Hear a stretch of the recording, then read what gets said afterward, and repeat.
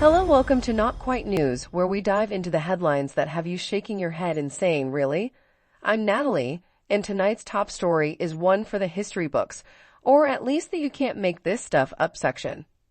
President Joe Biden has issued a full presidential pardon to Dr. Anthony Fauci, the former director of the National Institute of Allergy and Infectious Diseases.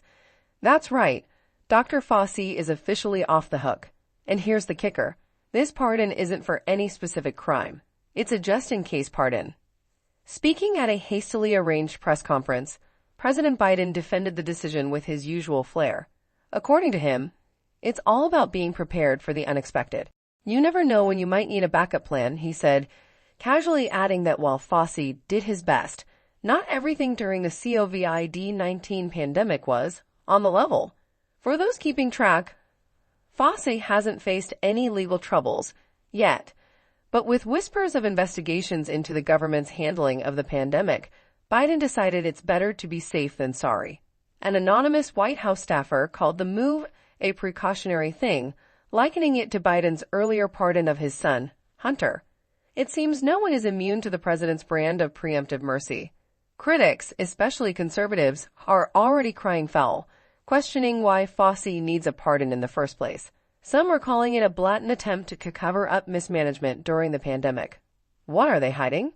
Asked one prominent right-wing pundit. Others joked that Biden might start handing out pardons like holiday gifts to anyone who signed into a Zoom call during the COVID era.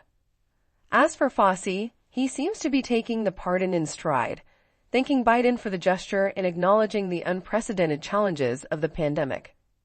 While he's stepping away from his role at the National Institute of Allergy and Infectious Diseases, Fauci plans to focus on speaking engagements, book tours, and, get this, trying to figure out what actually happened during the early days of the pandemic.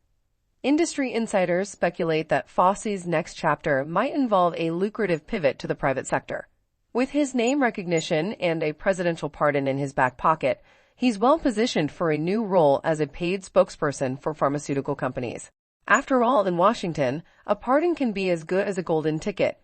As Biden's presidency winds down, this latest move is a reminder that he's pulling out all the stops to secure his administration's legacy. From pardoning family members to random Delaware residents, and now Dr. Fauci, Biden is ensuring no one gets left behind. In the end, this pardon may not change much for Fauci, but it sends a clear message. In Washington, anything can happen. And as always, it's better to be safe than sorry. Thanks for tuning in to Not Quite News. Don't forget to like, comment, and subscribe for more stories that make you laugh, think, or shake your head in disbelief. Don't forget to check out our website for now news in real time. I'm Natalie, and remember, it's not real, it's not fake, it's not quite.